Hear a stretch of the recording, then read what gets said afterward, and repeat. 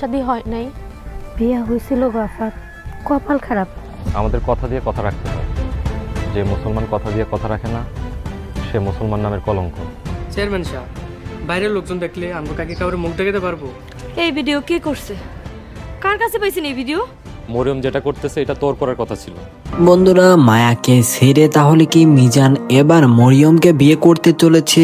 মরিয়ম হলো মিজানের মামাতো বোন এবং মিজানের সৎমা কিন্তু প্ল্যান করেই মরিয়মের সঙ্গে মিজানের বিয়ে দিতে চাইতেছে, কারণ মিজানের সব সম্পত্তি লুটে নেওয়ার জন্য। তো কি ঘটতে চলেছে বৎসরাত নাটকটি 7 নাম্বার পর্ব। বৎসরাত নাটকটি 7 নাম্বার পর্ব কিন্তু আপনারা দর্শক অনেক জায়গায় খোঁজাখুঁজি করতেছেন। তো এত খোঁজাখুঁজি না করে আমাদের আজকের এই ভিডিওটা আপনারা প্রথম থেকে শেষ পর্যন্ত দেখুন, কারণ আজকের ভিডিওতে আমি আপনাদের সবকিছু বিষয় A to Z ইনফরমেশন জানিয়ে দিছি ভিডিওতে। তাই ভিডিওটাকে স্কিপ না করে প্রথম থেকে শেষ পর্যন্ত খুবই মনোযোগ সহকারে দেখুন। তো বন্ধুরা, বৎসরাত নাটকটি প্রথমে বলি কত তারিখে রিলিজ করতে চলেছে। বন্ধুরা, ইগল টিম কিন্তু এই নাটকটি আপনাদের মাঝে রিলিজ করতে চলেছে 16ই জানুয়ারি অর্থাৎ 16 তারিখে।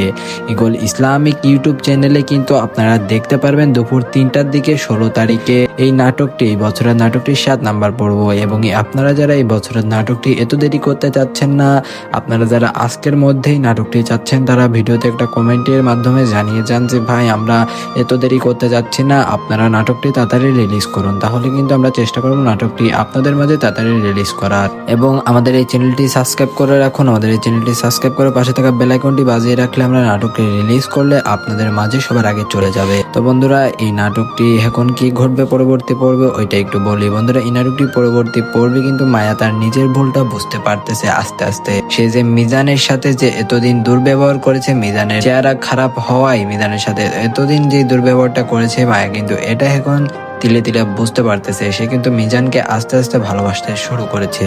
আবার অন্যদিকে মায়ার বিপরীতে পক্ষে কিন্তু বিপরীত অর্থাৎ মায়ার বিরুদ্ধে কিন্তু মিজানের সৎমা খুবই কঠোরভাবে মায়াকে শাস্তি দিতেছে। তো মায়া কি এই সব কিছু জয় করে মিজানকে আবার নিজের করে নিতে পারবে নাকি, এমনটা নিয়ে নাটকটি 7 নাম্বার পর্ব সাজানো হয়েছে। আর প্রথমে তো বললাম নাটকটি 7 নাম্বার পর্ব আগামীকাল দিব নাকি, ওইটা আপনারা কমেন্টের মাধ্যমে জানান। মিস করতে না চাইলে চ্যানেলটি সাবস্ক্রাইব করে রাখুন। সবাই ভালো থাকবেন, সুস্থ থাকবেন, আল্লাহ হাফেজ।